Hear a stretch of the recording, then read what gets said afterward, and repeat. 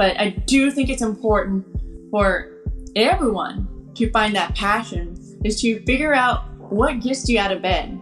What's your purpose? What do you want to do with your life?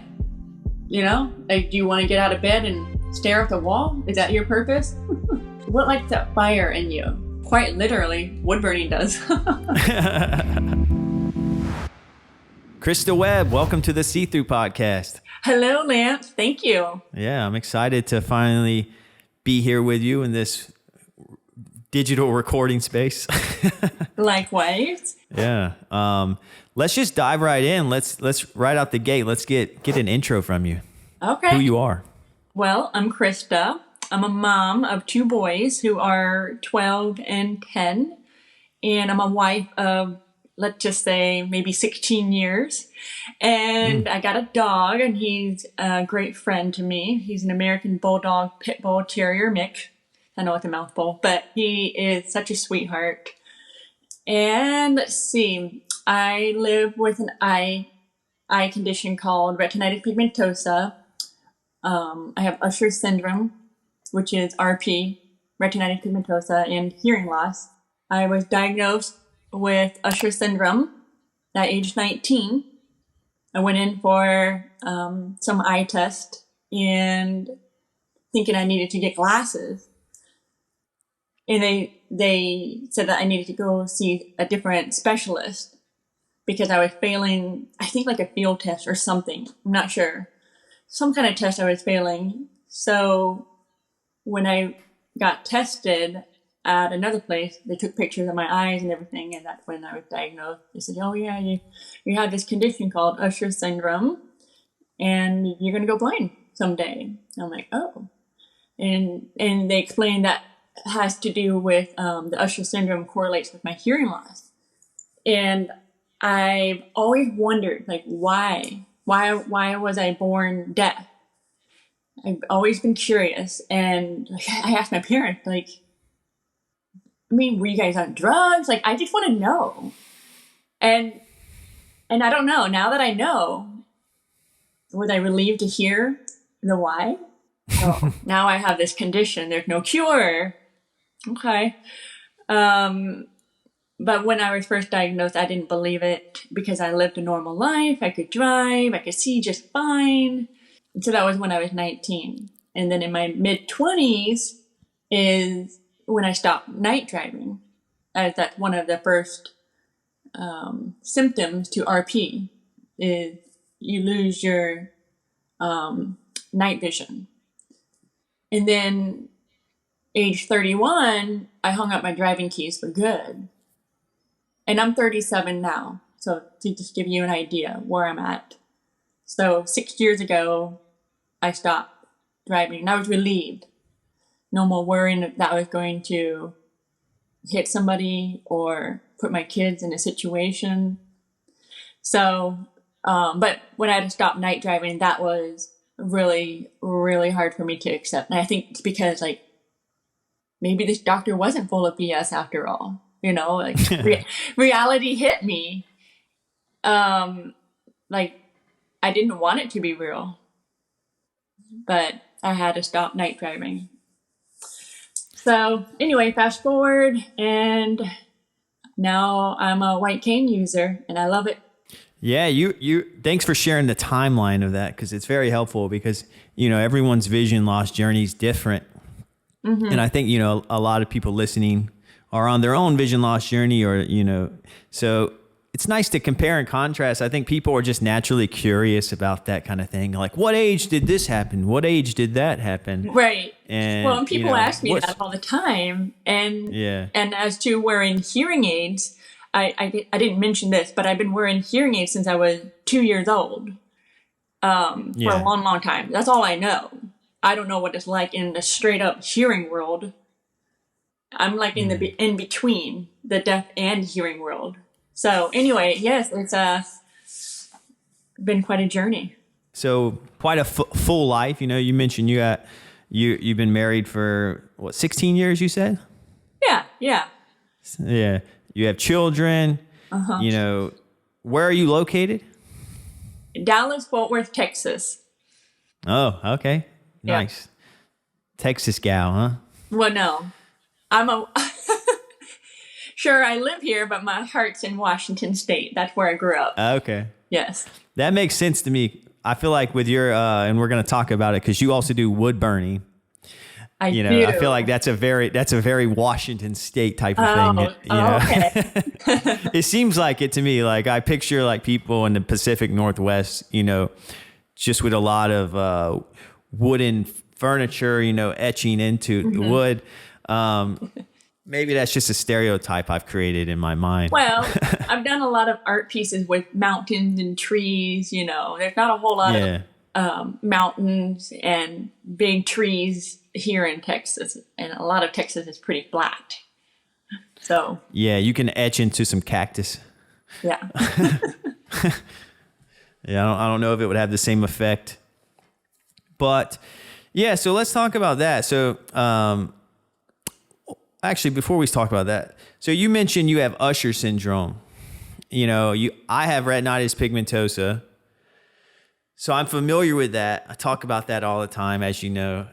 But I do not have Usher syndrome, which is RP paired with hearing loss. And from what it sounds like with your timeline, the hearing loss was first for you.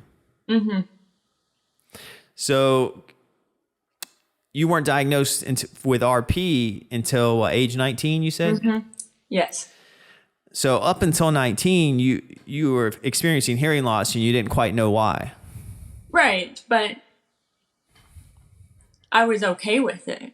I didn't go through like a denial stage. You know, I didn't. I didn't have big major struggles like I did with blindness in the beginning. Yeah. Yeah. So that's interesting. It's, you know, that you were more accepting of your hearing loss. And then when you were diagnosed with the vision loss, that was a tougher pill to kind of swallow. Why do you think that is? Well, think of it. It's like a package deal. So you get your hearing taken away and then your vision. And when I was first diagnosed, I had all these questions. First person that came to my mind was Helen Keller. And I didn't know that blindness was a spectrum, had no idea. And back then, there were hardly any resources or even support for that matter. I didn't have, I don't even know if Instagram was even around back then. Instagram and Facebook. Well, no, Facebook wasn't around. I remember Facebook was around. We had telegrams back then. Yeah. But, I think it was just harder for me to accept because I've never met anybody else who had the same condition, let alone RP. But you had met people with hearing loss? Well, yes, because I went to a private school for the deaf and hard of hearing from age 3 up to 8th grade. So you had a community there. You had a deaf and hard of hearing community kind of built in through your school. So that felt kind of natural and to you. And so when vision loss came around, was it a combination of, because like when I was diagnosed with RP, I had my mom as a reference. Like she had RP, so I was familiar with it to a certain degree. Sounds like you're the first to be diagnosed in your family.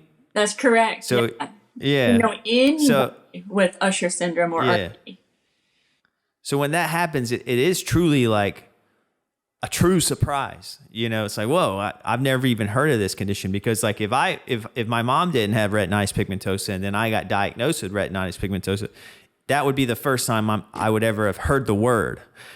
So yeah, I get why it'd be, you know, chaotic for your brain to kind of take that in and make sense of it, and then try to make sense of what your future is going to look like. You probably, and I think about this too. It's like you're already like, well, I have to manage my hearing loss. Now I have to manage my vision loss. I'm sure it felt very overwhelming. You know, did you kind of for lack of a better word, did you throw a pity party at all for yourself, or like how did it go over, when you were diagnosed? Like, So did you when grieve at all? not right away. I didn't. Like Yeah. I said, I thought the doctor was full of BS. I didn't think that, like, well, what does he know? I mean, he could be wrong. I think, like I said, I think it hit me when I had to stop night driving, and I didn't want to accept it. I didn't really have a community even then. It was more so fast forward when I was in my early 30s. So not too long ago, about maybe 5 years ago, when I joined Instagram, the Instagram world. Yeah. And I'm seeing people who also have RP and Usher syndrome. And I'm not one who, I've always been like this, where I like to just be in the moment. I don't like to worry about the future. And I'm very grateful. There's always things to be grateful for. And I always try to look at the glass half full. So maybe I can mention this. I have an older sister. I'm the middle child. I have an older sister who has cerebral palsy. She's in a wheelchair. Okay. And she's been in a wheelchair since birth, basically. And it's the extreme version of CP, where she needs help walking to the bathroom. She needs help getting changed. She has a G tube, so she eats, through her belly, and things like that. And so I think growing up with a sister who has a disability has given me perspective, compassion. And she always has a great attitude, and she's positive. And so it kind of like gave me, well, I don't think I have the right to be throwing a pity party if she is being positive and she is in a much, I would say, more challenging situation where she'll never get married. She'll never be able to eat normal food, have the privacy to go to the bathroom, to go out for a run, all these little things that we take for granted. And so I think that has helped me a lot. Maybe it took me a while to grieve because I was still grateful that I could, at one point still drive and just have the freedom to do whatever, go out, and it's interesting because I grew up being deaf, hard of hearing. I never thought I was disabled until the vision loss came along. And that's when I thought I fell in the disabled category, when the vision loss came along. Interesting. Isn't it? I thought that was interesting too. Maybe because seeing my sister, she was more disabled, is how I looked at it growing up. I think the vision loss community I have a theory that the vision loss community doesn't quite like to use the word disabled. Like they'll refer to themselves as visually impaired. But I think if you ask them if they're disabled, most people they'd probably agree with it, but they wouldn't describe themselves as disabled. You know? They wouldn't use that word, label that word disabled. Yeah, because I think you're right. I think most people contribute the word disabled to disabilities like cerebral palsy, and they kind of correlate it to more with the body versus the eyes and ears. Mm-hmm. Yeah, the physical, Yeah. But it's interesting because, it is a disability, and being hard of hearing is a disability. But, there's that question that always gets asked, and it's a very, I don't like the question, but it is something that gets asked where it's like, would you rather lose your sight or lose your hearing? Right. As like, it's kind of like one of those questions people ask just to kind of get people to think. As someone who is losing both, how do you? Well, you can ask me that question.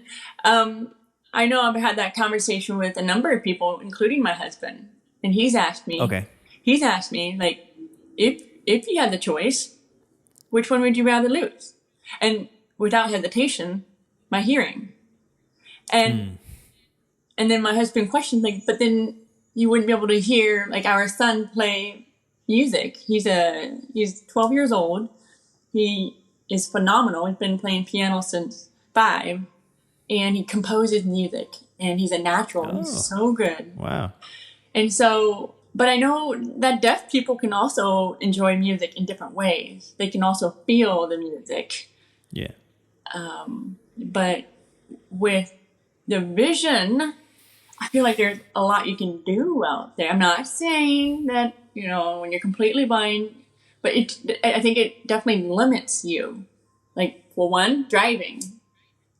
I know there's like Uber and you can carpool with people, but it's the convenient of maybe not just driving. Not being able to drive, I feel like,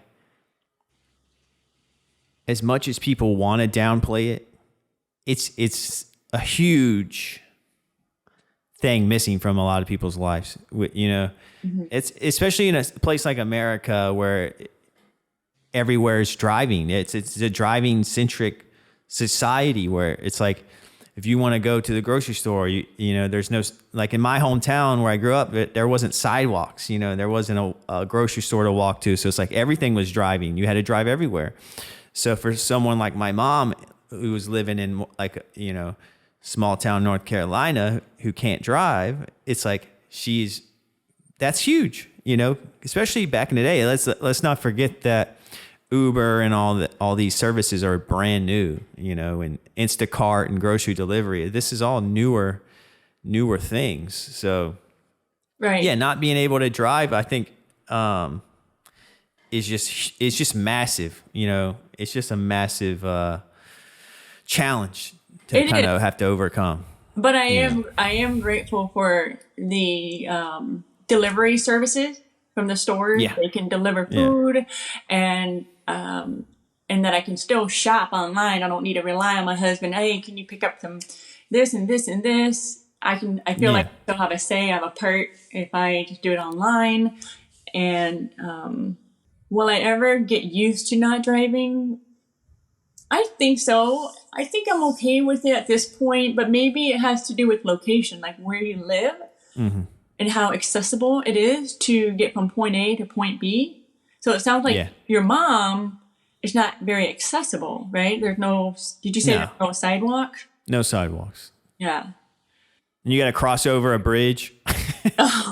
You got to cross over a bridge, and there's not a sidewalk on the bridge. So like cars will be like, you'll have like a 2-foot gap, to kind of walk against. Like I remember walking, because I would walk home from school, because my middle school I went to was I was walking distance to the school. It was like 5-minute walk to my middle school.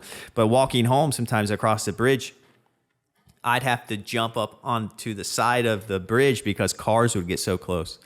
So it was, so that's just kind of how it is. And that's just how it is in a lot of places in the United States and around the world. It's just not accessible. So, it's not like, you're in a metropolitan area where there's sidewalks and there's the corner, bodega store or grocery store where you can get what you need at your market. There's no avocado stand, walking distance like there is here in my neighborhood in Greenpoint, in Brooklyn. But it's, so yeah, the not driving thing is massive. And, that's very tried and true because, a lot of people, when they're diagnosed with like a retinal disease or visual impairment, the giving up driving is the defining moment where it kind of seeps in and feels real. I think I think it really, hits those who have kids. Because I'm Yes. not saying it doesn't hit those who don't have kids, but I think more so because think about it, kids got all these activities to go to, school program, and I mean, I'm fortunate that my husband is available most of the time, but sometimes I do have to Uber over or walk to Yeah. that destination. So it's definitely an inconvenient, and Yeah. and and it definitely teaches us to ask for help. So sometimes I do reach out to my kids' friend parents and ask, "Hey, do you mind Yeah. picking up my child?" And that kind of takes guts for me to ask because I don't like to trouble anybody. But I will ask if I need if I Yeah. need help. Yeah. It's in a way, it's like, you wouldn't believe it, but I'm like really introverted. Yeah. Well, you might believe it, but who knows how I come across sometimes. I don't know how people hear me. I don't know how people interpret me. I have to assume. I don't know how I come across. So it's always interesting to kind of know, for me to think about, but I'm very like introverted. So I don't like the idea of that. Like, I don't like, I'd rather be in my car picking up my kid in my space where I can control the music, I can control the conversation. Right. You know, if I want silence, I can have silence. You know, that's just kind of me. You know, so but you know when you have like a disability, it kind of, in a weird way, you have to learn to embrace friends and people around you, and you kind of have to kind of open up and kind of get out of your shell a little bit more. And we meet people. Yeah. People want to help, and there are nice people out there, and it makes them feel Yeah. good. It makes them feel good that they're helping, that they can help, and so we have to think about that too. So, yeah. Yeah. No, yeah, there's plenty of amazing people out there. Yeah. And yeah. So let's go back to community, because I want to ask you this. You know, Yeah. we were asking that, we were kind of diving into which one, you know, hearing or vision loss. Right. You know, there's the well, when you were describing which one's more challenging, you know, I feel like a good example of blindness being challenging is the fact that it gets the people living with blindness get the most money when it comes to disability. You know, because the unemployment rate's so high, because I guess most jobs require a certain amount of vision. Oh. You know, so according to the United States government, people living with blindness need more money. Okay. I mean, I can see that because I don't think there's a lot of job opportunities for people of low vision because it's just not accessible enough, or I think workplaces they've come a long ways and they're still working on it with hiring people who have a disability or who have a low vision. Yeah, it's something unique, and I feel like the number should be the same across the board, no matter, you know, I feel like I know a lot of that has to deal with certain blindness organizations kind of fighting for that. Yeah. There's a lot of really like go-getters, I guess, in the blindness world, you know, and these organizations who are kind of dealing with kind of the rights of, you know, blind people. So I'm sure that's a big factor in it, but you know, the unemployment rate's so high in the blind and visually impaired world. I think, you know, the number always changes, but I always say 78%, or, you know, around 78% of the visually impaired world or legally blind world are unemployed. You know, it's such a high number. So, I mean, there's real statistics that kind of prove the idea that, you know, blindness is challenging, you know. So, you know, it's not made up. No one thinks it's made up, but you know, sometimes people need a reminder that it truly is like an obstacle, you know. It is. I have to say it's way more challenging with the vision loss, the hearing loss. Believe it or not, I actually like being hard of hearing for the most part. I like muting or taking my hearing aids out when I want silent. Yeah. I like that. I would do that too. I like I like streaming music. My wife's chewing me out. I just take my hearing aid out and then I just nod the head. All right, we're good. Yeah, it happens all the time. The kids sounds good. The kids and my husband will ask me, right? Sounds good. The kids and husband, they'll ask, or maybe they're talking to me and then they realize I'm not responding. And then they realize, oh, her hearing aids must be muted, or she might be streaming music. And it's really cool because I can actually mute my hearing aids, but just have the music going. So I'm submerged in the music, like I'm in a concert sort of a thing. That said, I don't have it too loud. I don't think I have it too loud. That's cool. So it's like there's no like room tone, there's no room sound. It's just purely the music. Or maybe a podcast or a show I'm watching.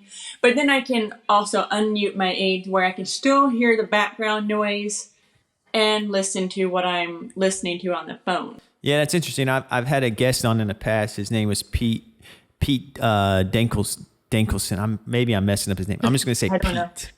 But he's a great guitar player, and he has a band called Pete's Diary. Okay. And he has cochlear implants. And he just kind of described the same thing where he can Bluetooth music, to his inner implant, which I thought was very cool. Very cool. Yeah, and he was talking about how, if he wanted to, he said he never did this, but how would he know about this? In school, he could basically record the answers to a test and then just have it playing in his head while he took the test and cheat. Oh, interesting. Huh. Yeah.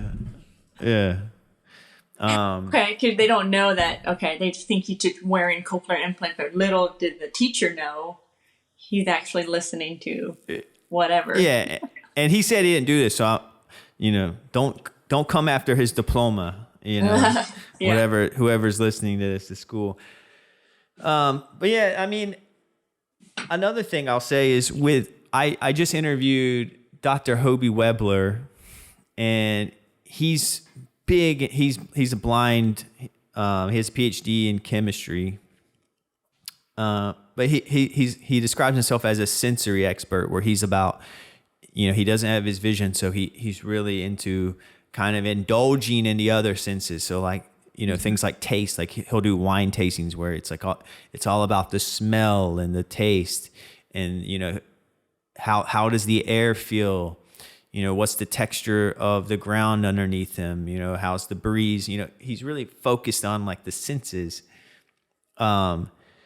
I love that. I think we, a lot of us really need to focus on the other senses that we have. And I don't think we really kind of shift our mind to just really relying on the other senses. Maybe some of us do. Maybe some of us rely more so with smell and hearing when they should be also relying on touch.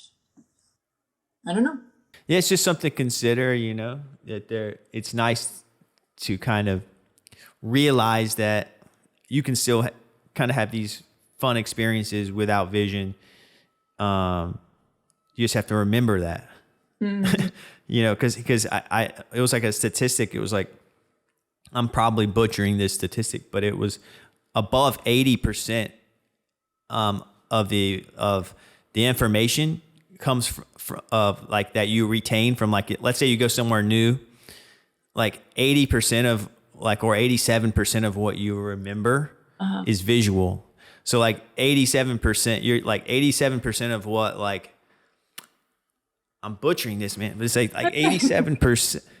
It's something like 87% of what you retain about somewhere new is visual.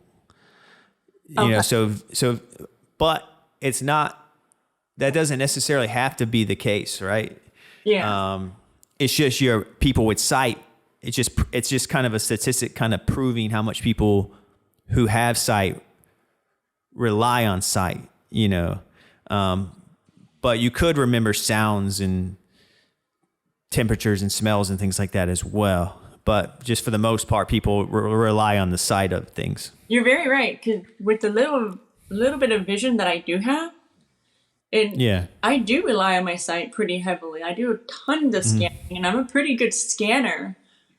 Yeah. But sometimes I try to step back and just, I'll even close my eyes. I'll close my eyes and just challenge myself. Like, for example, I'll go up and down the stairs. I'll just close my eyes. So we have hard floors, and I have stair pads. So it's like carpet pads for each step. So rather than looking down at the steps, I'll close my eyes and I'll just rely on the texture on my feet. So when I'm no longer on the carpet, when it's hard floor, then I know I'm done walking on the stairs. That's just one example.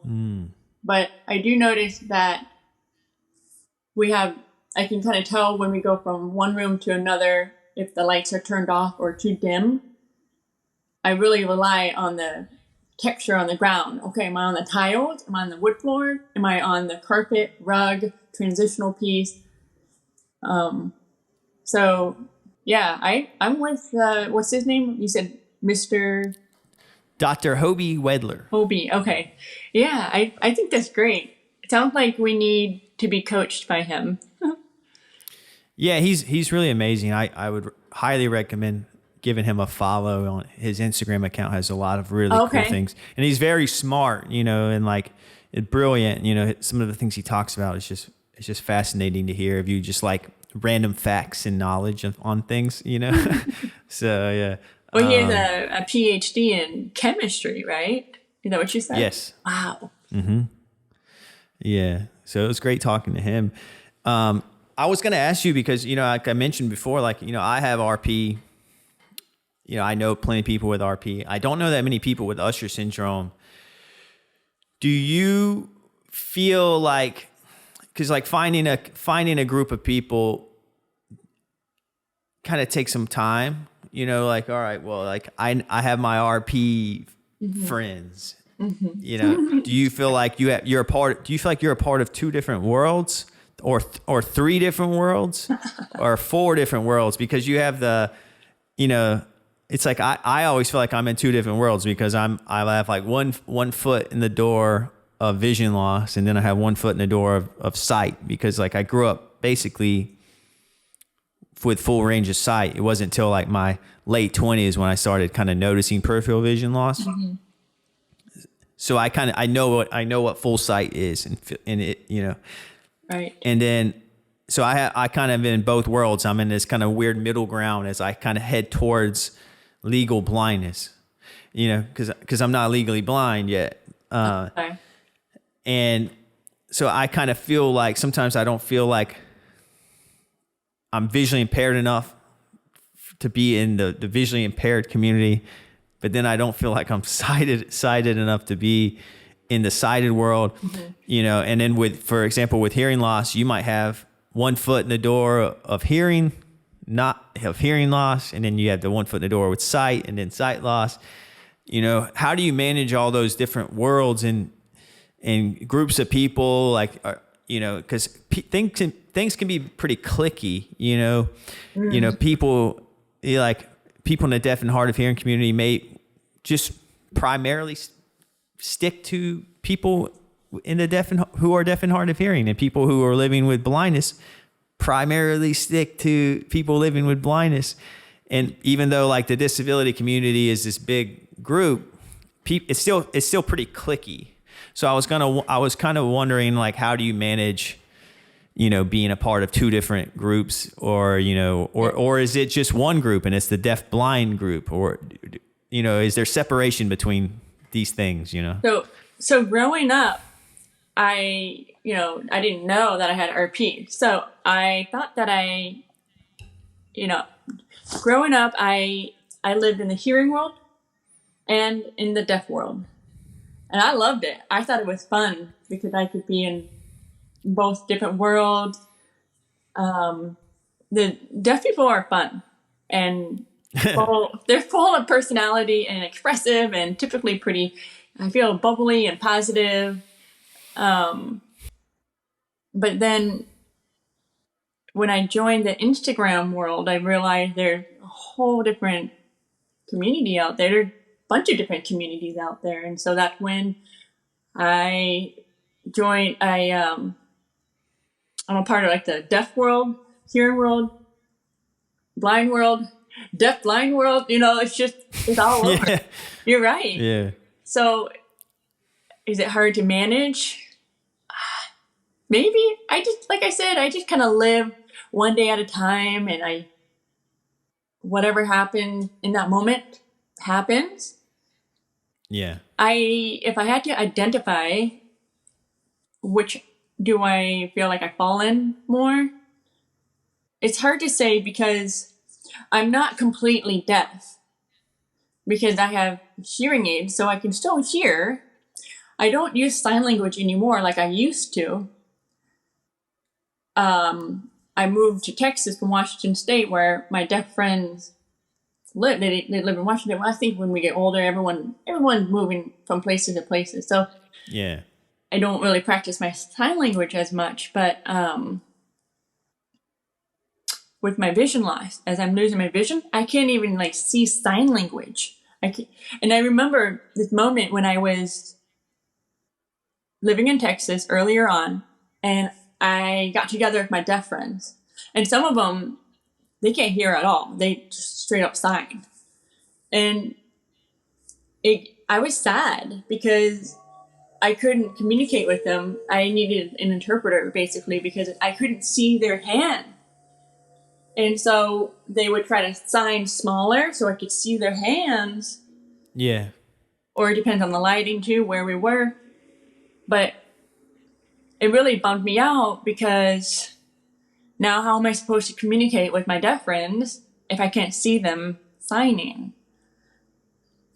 But then fast forward, they have like pro-tactile sign language where you're signing on each other basically, or hands-on.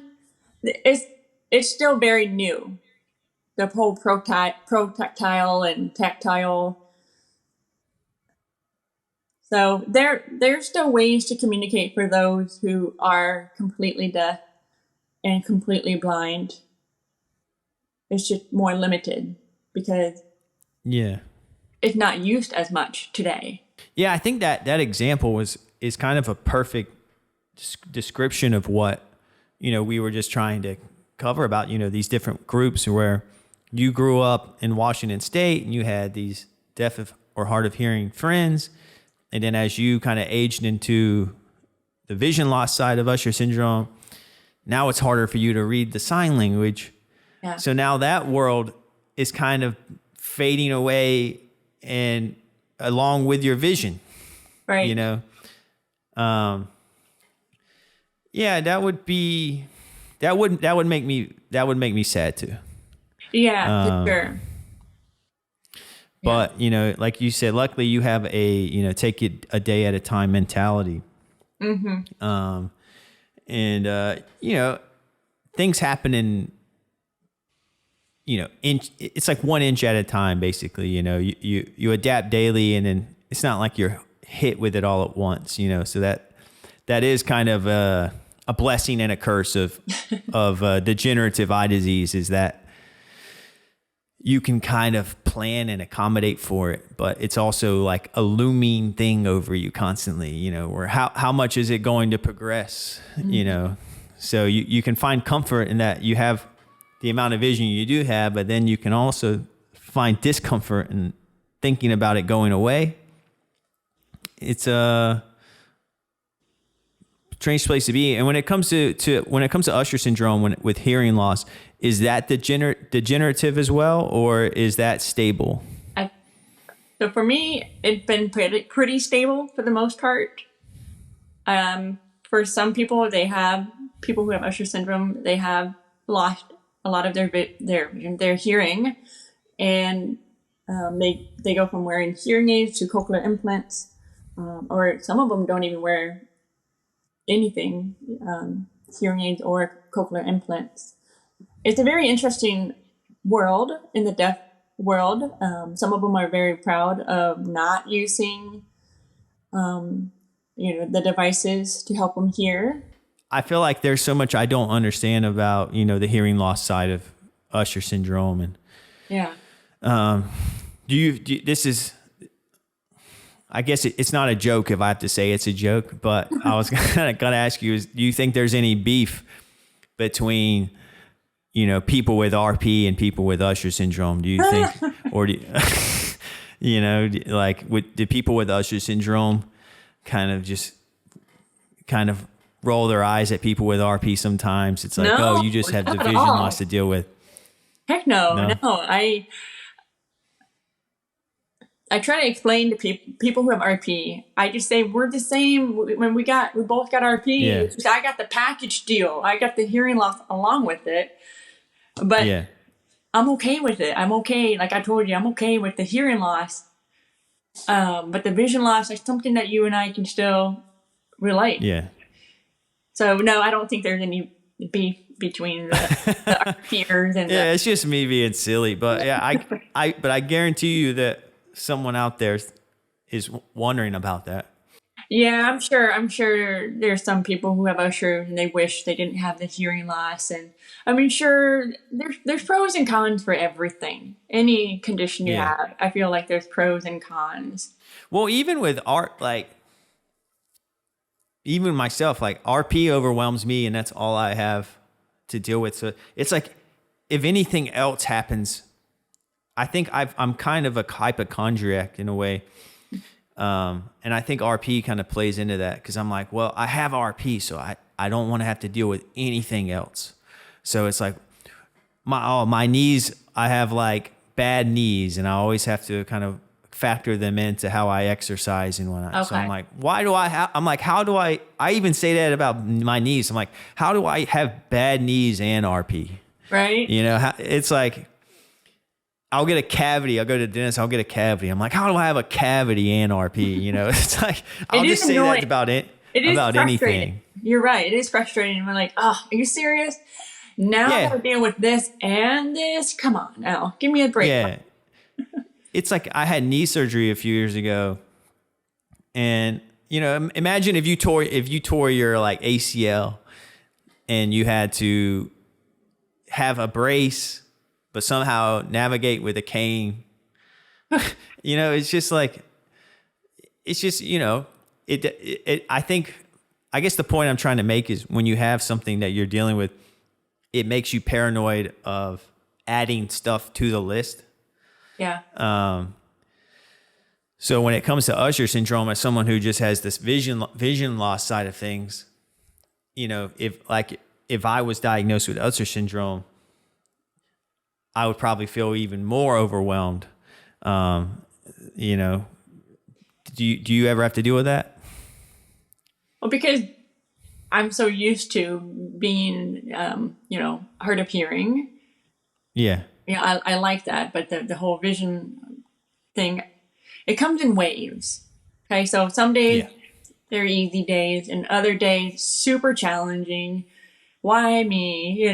But then I go back to my community and lean for support and talk to people like you. Okay, we're in this together. We're not alone.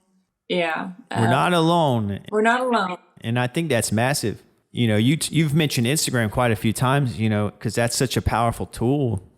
It really is. It's how I know social media can be frowned upon. Yeah.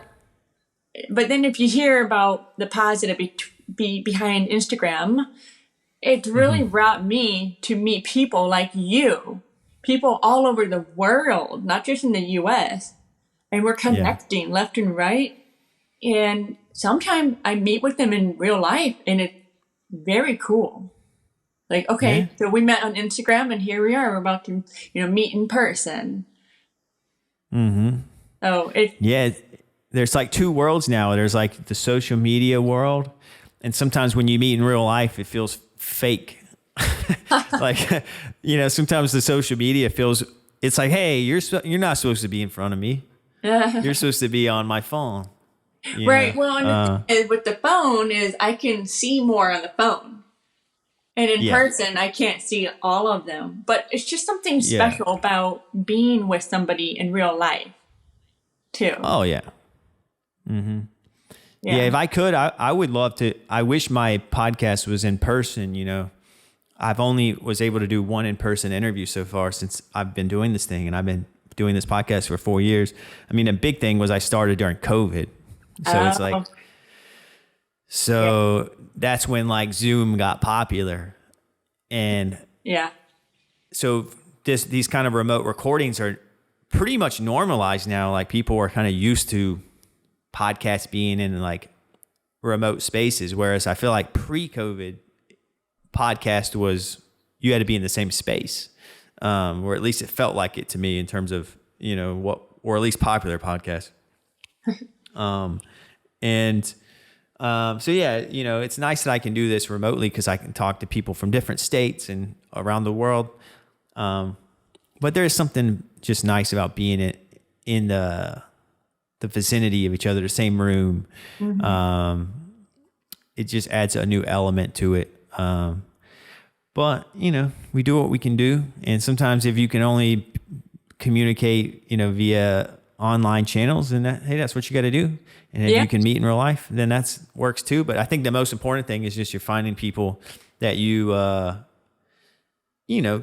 actually connect with. It's one thing to just have the same like disability, but that doesn't necessarily mean that like, just because someone has RP doesn't mean I'm going to enjoy their company.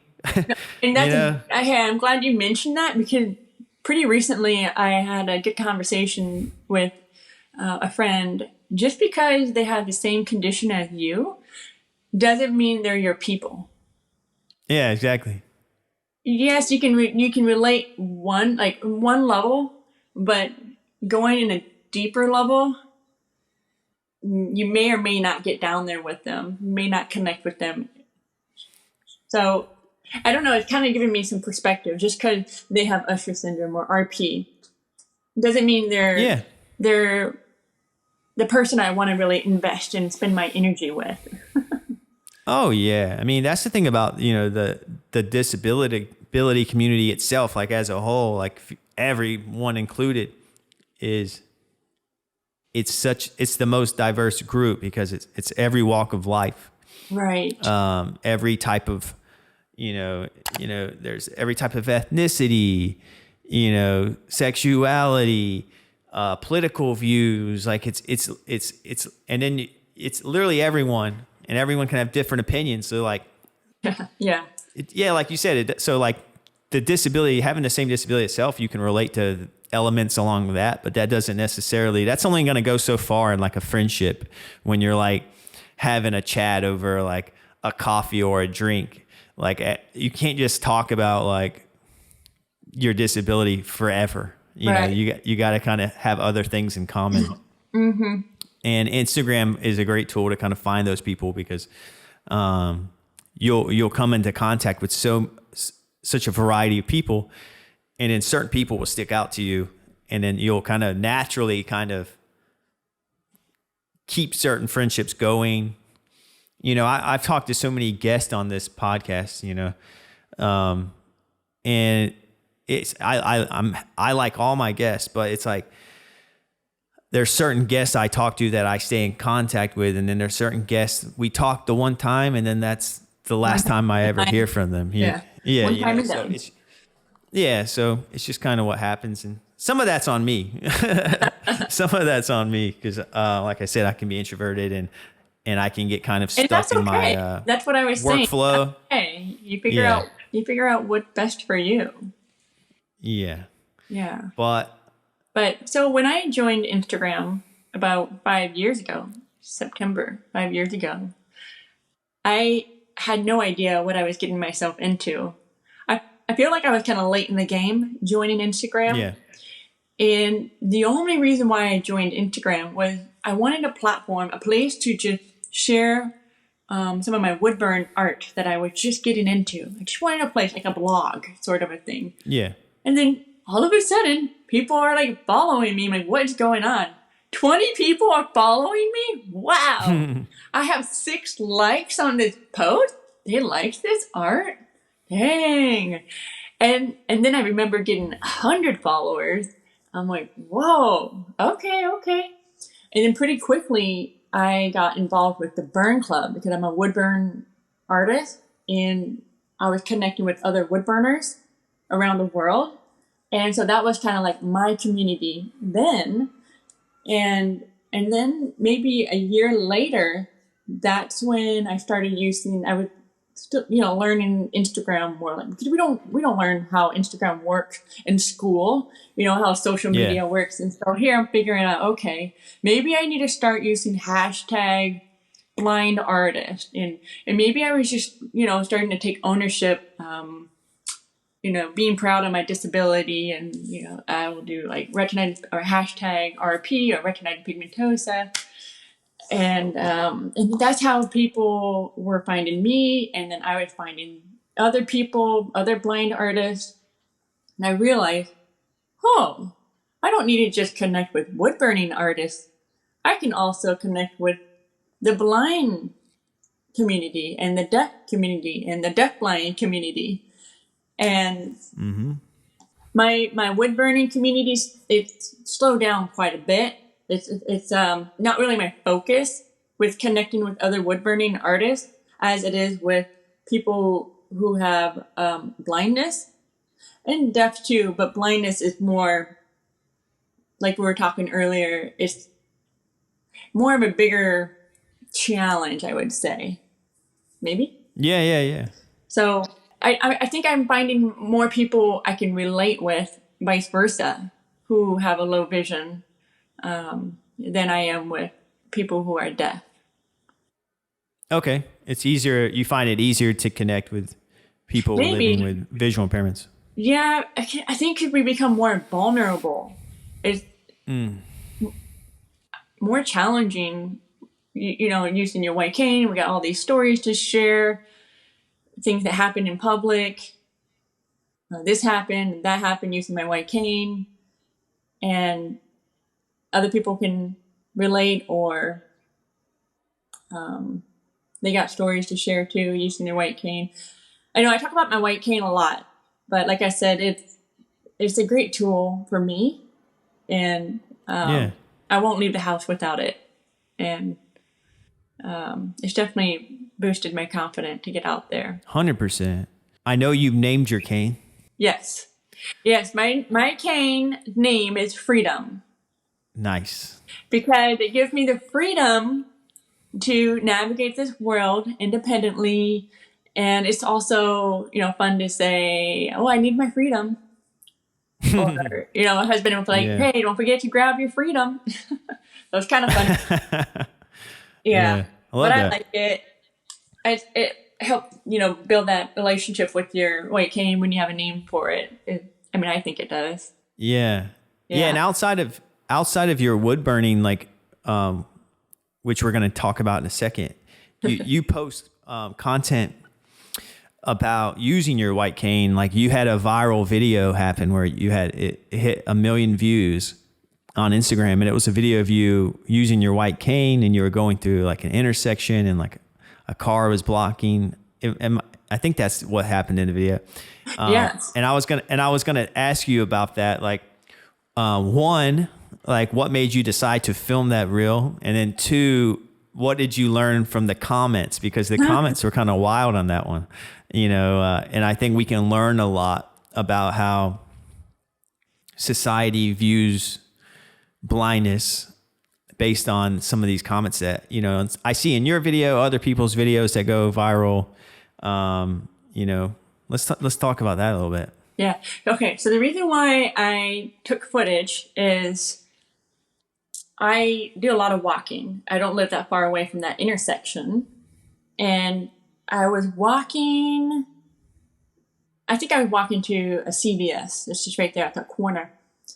But I just get tired of these cars blocking the pedestrian crosswalk. I mean, come on, guys. And I used to drive, and I'm sure I've done that before too. But I think I was just kind of like annoyed because people who use white cane, it takes time to build that courage to use your white cane in public. And when you have obstacles that get in the way, it might slow you down. It might make you feel hesitant. And it is a little nerve-wracking when a car is blocking your way. And so I decided to just do this footage. I did not think it was going to grab this much attention. But basically, I was trying to make a point is I was thinking, am I alone in this, or do other people deal with this too? And then also just trying to make a point of people who do drive and saw that video. Hopefully they'll be more conscious. Okay. Because the car was wanting to turn left, but it was a red light. And so there was room for them to back up behind the car. There was a gap. And yes, some of the comments are asking, why didn't you walk behind the car and not walk in the middle of the intersection in front of the car? Well, what if the car was going to back up and then they didn't see me and hit me back there? I figured they would see me going in front. Yes, a lot of people say, why didn't you just run into the car with my white cane? Why didn't I hit the car with my white cane? Why didn't I just open the door and walk into the car? You know, all these funny comments and silly comments and ignorant comments.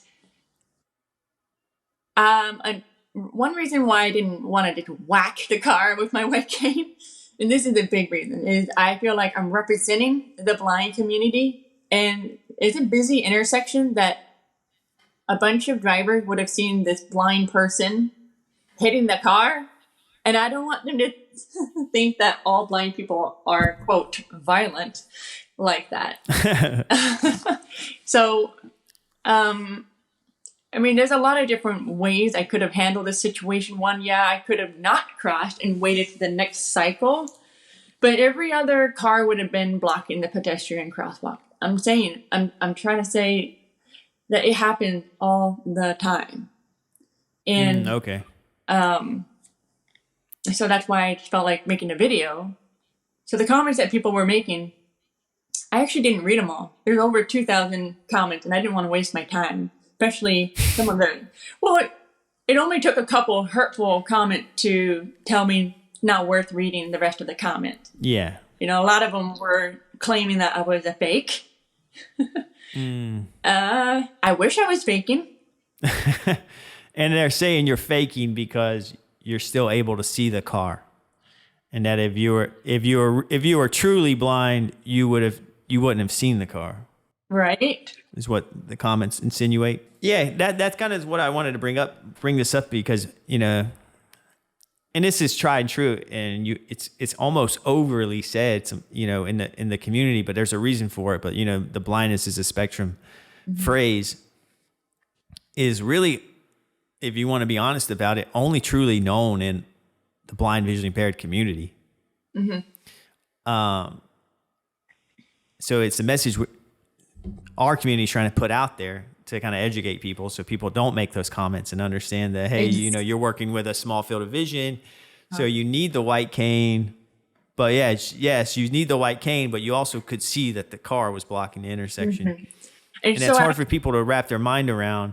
I don't know. But yeah, that phrase is great for explaining that. But so after that video blew up, I did not comment on a single comment because I knew I had my community. They had my back, and a lot of them were replying. They got quite invested. But honestly, maybe one day I'll go back and I'll read over 2,000 comments, and maybe I'll reply to some, but maybe that's for a day when I feel like making sure I'm not all tense. I'll make sure, maybe I'll take a drink or two, make sure I'm chill, relax, and maybe I'll sit with a friend and we'll go through it together, and I don't know. But so after that video blew up, I decided to create another reel, and I did a side-by-side video, the exact same video that I had posted. But it's a split video. The left video was the regular video, normal vision. The right video was the tunnel vision, like a person who has RP. So you can see a very little bit of the car scanning here and there. Mm-hmm. And I think there were no mean comments on that video. So hopefully that video gave people perspective and they learned something about, blindness is a spectrum. Yeah, it's kind of like you have to ruffle some feathers to get a message out there. Unfortunately, it's like that's kind of how social media is designed. Is like when when a piece of content kind of creates all this engagement, even mm-hmm. negative engagement, mm-hmm. more people see it because Instagram's like, well, people are commenting on this. It could be all negative comments, but Instagram is like, people are commenting on this, so maybe other people want to see it so they can comment on it. Right. And then it just kind of snowballs. And then as a creator, that's like your chance to kind of like, you did the follow-up video. So it's like for, let's just hope for every 10 negative comments, you may have converted one of them to understand that blindness is a spectrum. And then, hey, that's something, it's reaching millions of people. And that's always a goal for me, with this podcast. It's kind of hard too, because like there is this natural echo chamber and bubble in our community where it's hard to kind of reach beyond it. But these videos like that are when it happens. And I always am very curious when the two worlds blend, when like the sighted world, who's not really familiar with this bubble we're in, right, gets kind of thrown into the mix. Like seeing the comments kind of gives you insight into what's actually thought of, because if you're just following people who, understand blindness is a spectrum and they're always talking about it, then you're going to have this false illusion when you're scrolling like, hey, everyone understands blindness is a spectrum. Uh-huh. But then when you have a viral video, it's like, oh, no, not many people do. Right. So sometimes it's good to be reminded, a reality check for better or for worse, because sometimes I feel like people stay in their echo chamber or bubble too much. And I thought about going through the comments and deleting like the ignorant comment, but then I realized I might as well keep those up because somebody else might be thinking the same thing they're thinking. And, I had people who were replying to those ignorant comments saying, blindness, I don't know if you ever get tired of the same. Blindness is a spectrum. Blindness is a dang spectrum. Blindness is a fill in the blank spectrum. It's just like we say it all the time, and it can be tiring sometimes. And it takes a village. We really rely on each other. Sometimes we need to take a break. So I'll let Lance do some of the work. Or sometimes Lance needs to take a break. So let's just let somebody else, communicate and educate. You can get worn out.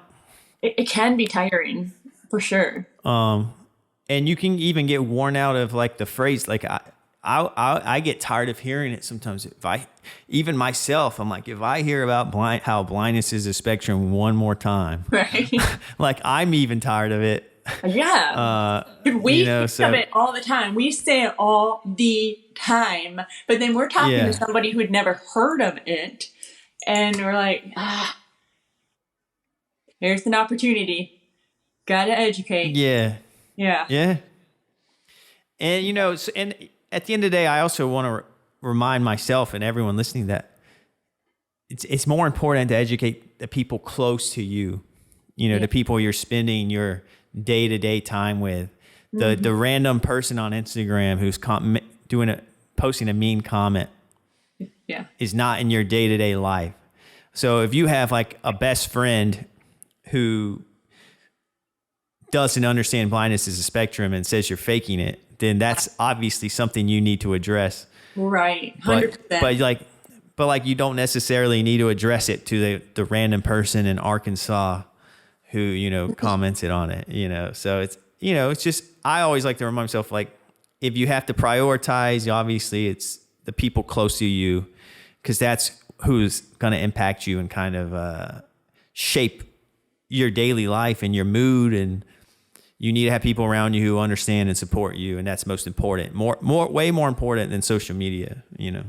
Yeah, definitely. I do like, don't get me wrong, I do like talking to people and educating them that blindness is a spectrum. So I made these awareness cards. It's a split view of a normal vision and a person who has RP of a picture. And people are visual people. Typically, they're visual people. So I have a ton of these awareness cards. They're like business cards, awareness cards. And I'll even lay them out random places, leave them in the bathrooms here and there. But it's great when I'm at the airport and I'm talking to a random person or the flight attendant. And a lot of times they'll ask, can I keep this? I'm like, oh yeah, for sure. Because they want to show their coworkers. And I think that card is speaking for itself. So I don't have to repeat myself. Yeah. You can see, because on the other side of the card, it says blindness is a spectrum. About 90% of the blind can see something, blah, blah, blah, blah. And it's a great way to just pass the message out. Get the message. I love that. Yeah. I love that idea.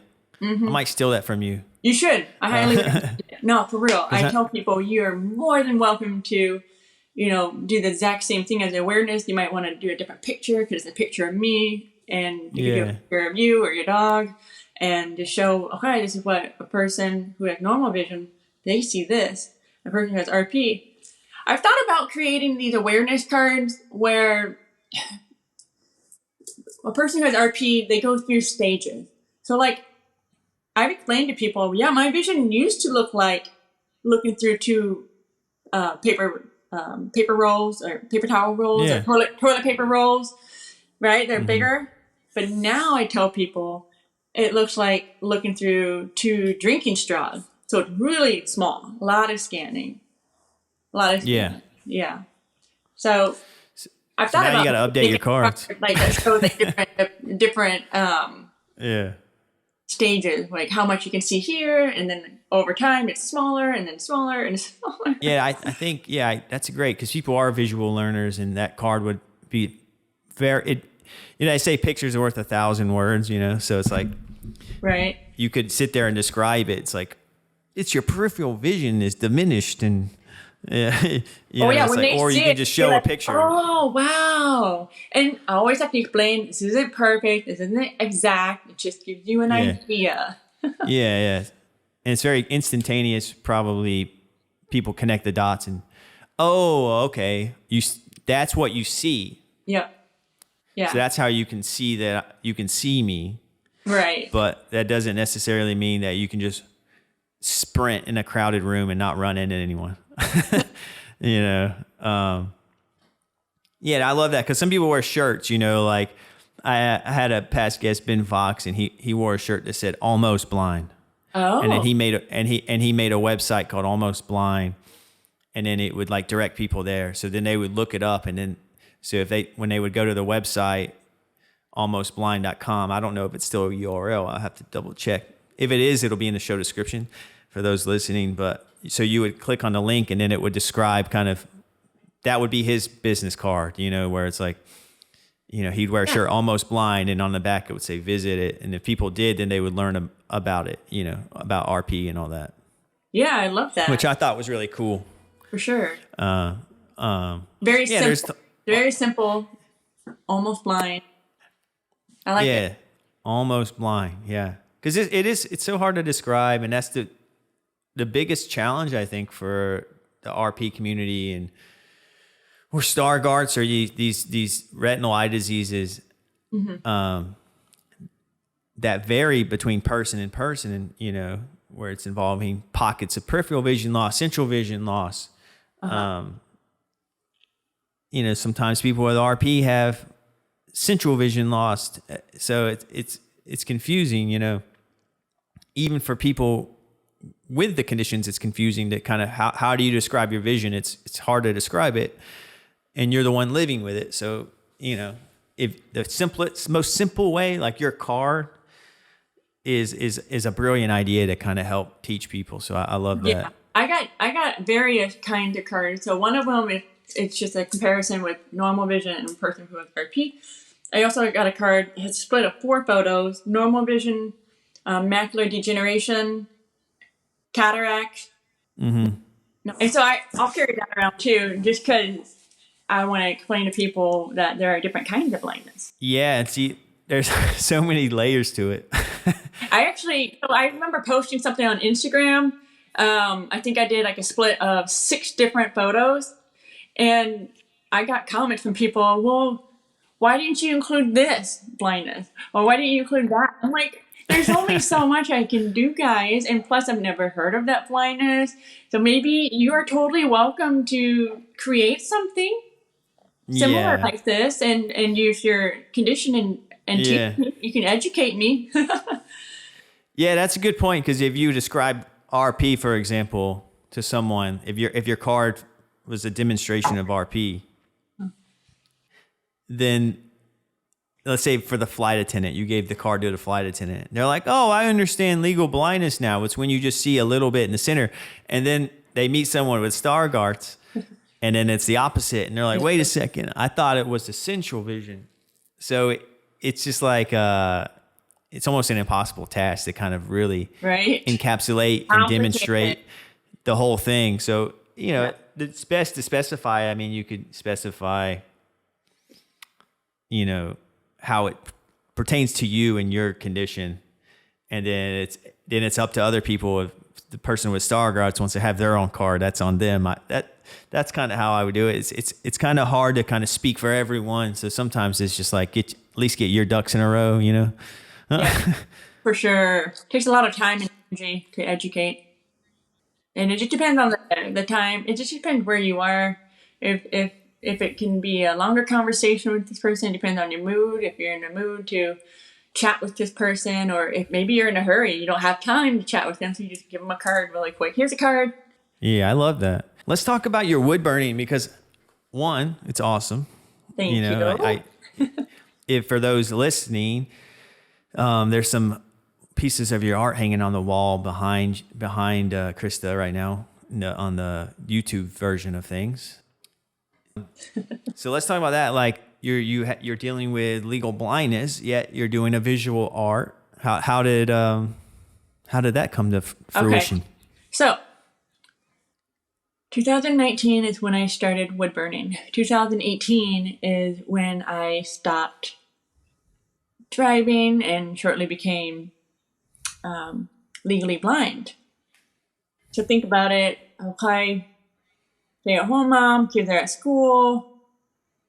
I can't just sit still. I gotta keep my hands busy somehow, right? I've always been a creative person, reusing, recycle, do fun things with projects. If I find something free on the sidewalk, oh, maybe I could use that. Do something fun with that. So my husband is a woodworker on the side. He likes to build things for fun. And he had created these jewelry boxes for our nieces. So he bought this cheap $10 wood burning pen at the store and just wrote their names or something on the jewelry box. Well, it's just been sitting in the workshop, and I remembered we had gotten a A-frame camper. It's a pop-up camper, a hard side A-frame camper. And I see this box of scrap wood that my husband has in the workshop. And I'm like, ooh, I see like a triangle looking wood and da-da-da-da.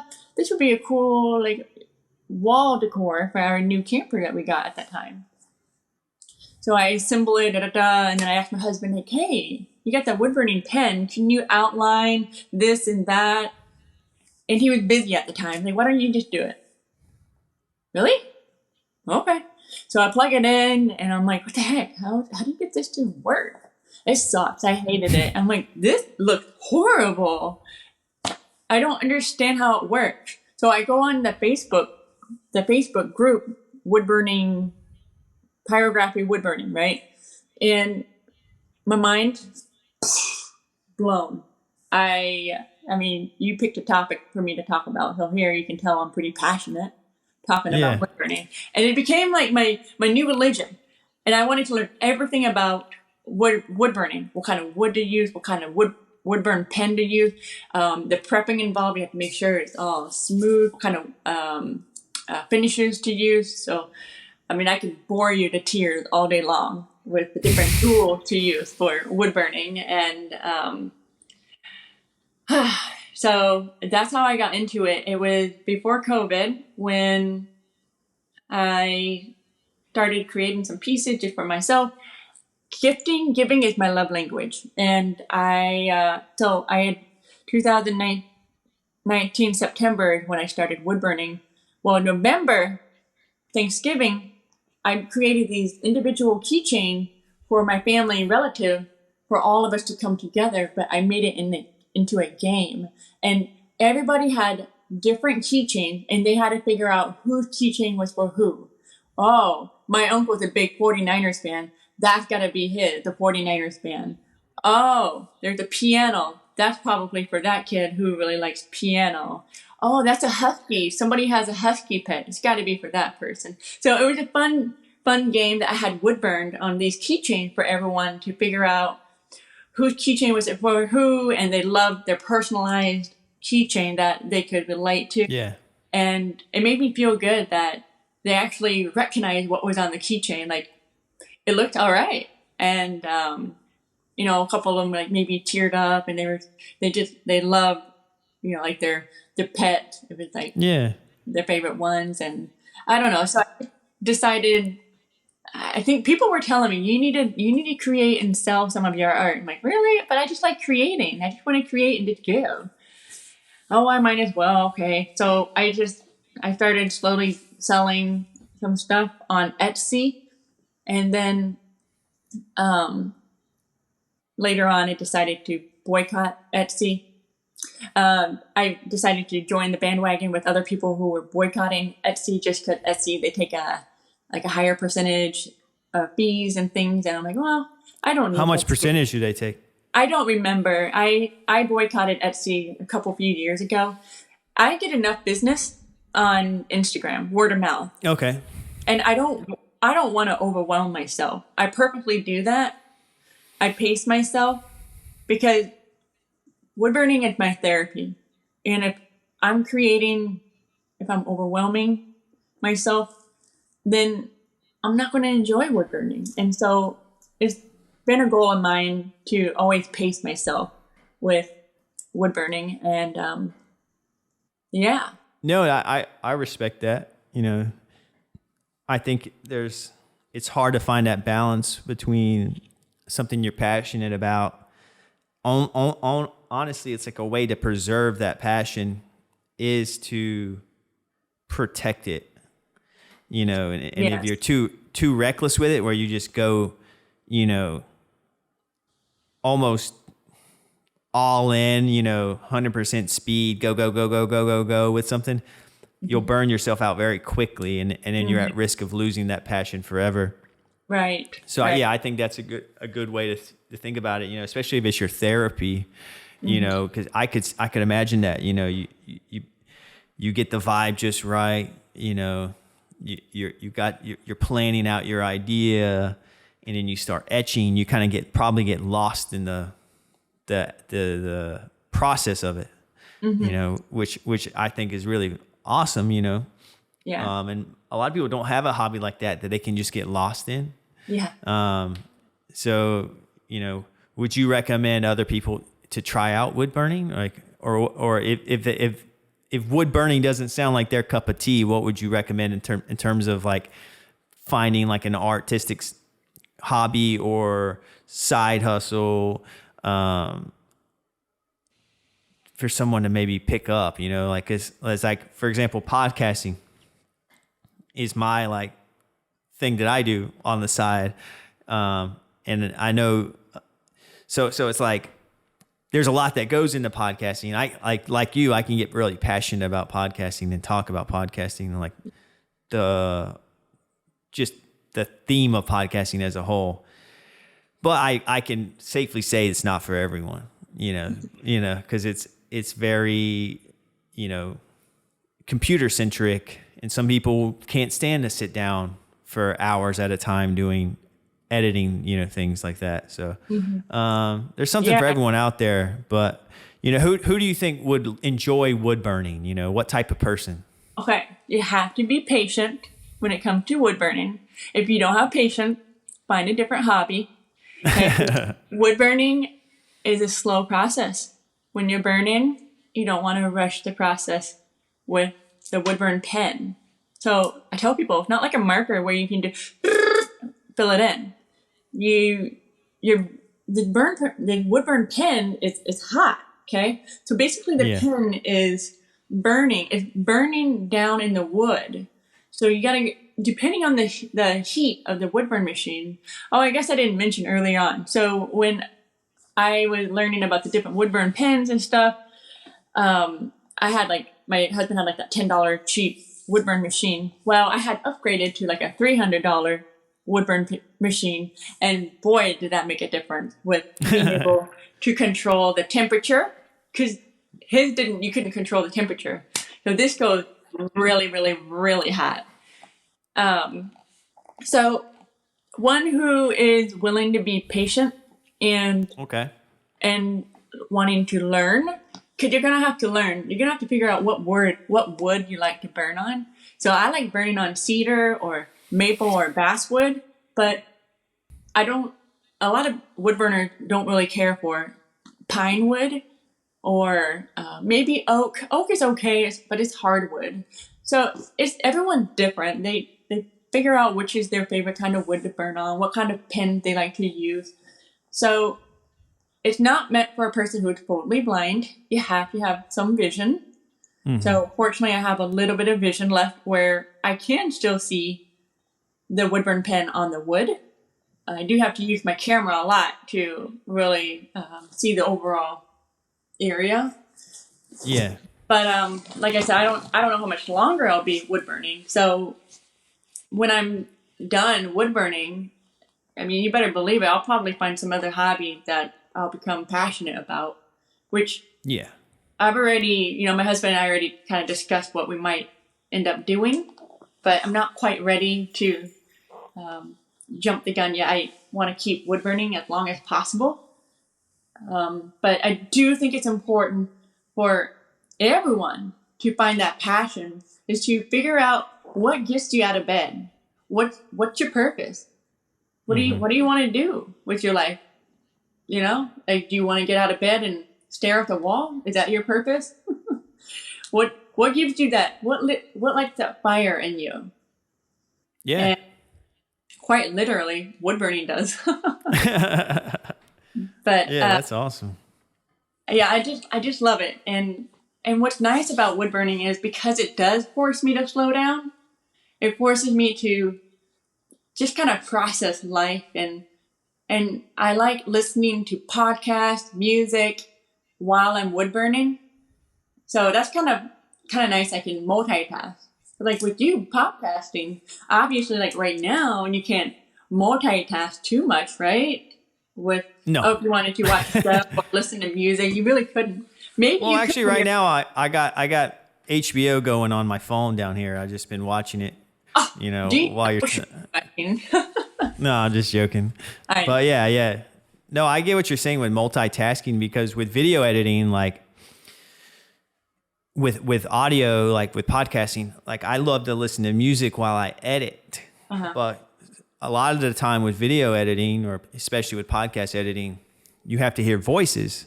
Right. So like music with lyrics doesn't translate well. But let's say I'm putting I'm like color correcting footage or something like that. Okay. That's a beautiful time for me, because I can play music loud with lyrics, and then I'm just coloring, I get in the zone. Or editing photos, that can be very fun because I don't need to have the audio aspect of it. So sometimes it's weird. I've gotten into ambient music, like just kind of having kind of drone kind of sounds in the background, just so I'm not just sitting in a quiet room. Okay. So yeah, I've been really big into ambient kind of instrumental music. As I get more into this world of editing, which seems to take up my whole life. But it's it does. You got to have something that gets you fired up and that you don't mind spending hours and hours and hours on. You know, and sometimes it takes trial and error. Like, I'm sure there was other hobbies you tried that didn't do it for you. And then eventually you found wood burning, and then pachoom, you know, and then off you go. Yeah. Before wood burning, I was actually really into knitting. I used to knit a lot. My mom's into knitting now. She just has been knitting blankets. Yeah. Oh. She knitted me an entire blanket. Very nice. It actually, you know, speaking of getting like fired up by something, it's very rare for my mom. She's like, goes to bed early. But then I was talking to my mom, and she was like, I was up till 2 a.m. last night because I was determined to finish this blanket. And I just, that just tickled me, because I was like, that just seems so out of character for her. But, you know, it sounds like she's got passion. You know, yeah, exactly. She has got purpose in her life. Like, okay. Yeah. But yeah, there's something, you know, and that's what will happen. It's like, oh yeah, you'll want to spend time on it, you know. Right. And there's sometimes with editing, you know, this podcast, I'll complain and say it eats up most of my Saturdays, because when I kind of allot time for doing this. But at the same time, I look forward to it as well. I'm like, well, I kind of look forward to seeing how that episode comes together. So, you know, there's pros and cons. Like you said, you have to be patient for the wood burning, and, you know, there's pros and cons. It's just the pros kind of have to be good enough to keep you there.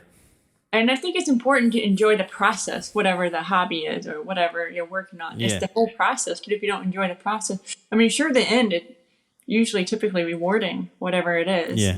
But the process, and that's why I try to videotape some of my wood burning process. But then I know I'm going to have to, am I going to have to do some video edits, or how do I want to turn this into a video? Should I keep it simple, or do I want to add music? Do I want to talk? You know, it just like a whole nother layer, and it can be overwhelming when that part can be overwhelming when it comes to sharing things on social media. Is like, how far do you want to go with sharing this and that? How much do you want to share? Yeah. Yeah. Yeah, and everything can be content. So it's anything can be. Yeah. So it's like, unfortunately, sometimes you're like, should I be making content right now, or should I just be enjoying this wood burning? Right. You know, and sometimes you have to, sometimes you have to consciously be like, I'm not making content. This is it. Like, and it can be hard sometimes. Like you're like on vacation, like I'll find myself on vacation. I think because I'm on my computer so much, that when I go on a vacation somewhere, it's like I try to be off my phone, but then at the same time, I'm like, oh, I should be documenting this. I should be taking photos. I should be taking videos. But it's like I try my best to be in the moment. And then I have to fight my internal dialogue, being like, you know, oh, I don't need 100 pictures of this place, so I'll just snap one, and then say, and if I'm happy with that one photo, then all right, I documented that thing that I saw that I thought was visually interesting, you know. Versus, I have a photography background as well, so like, you know, taking 30 photos of the same thing and then picking the best one, and then spending 30 minutes to get the best photo. Sometimes you just got to, almost like the way film cameras work, you just have to kind of take one photo and just kind of hope it develops and turns out good later.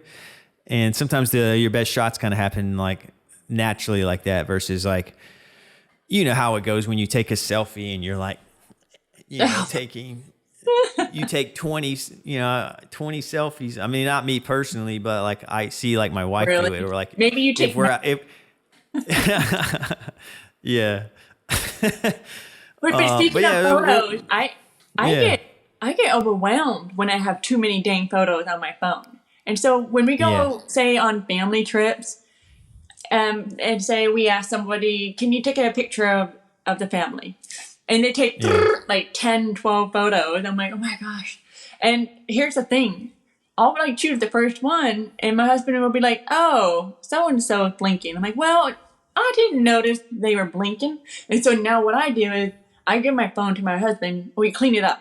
Basically, get rid of the 11 of 12 photos, and he'll notice it right away, since I miss the little things here and there. So he'll choose like the best one of the 12 photos.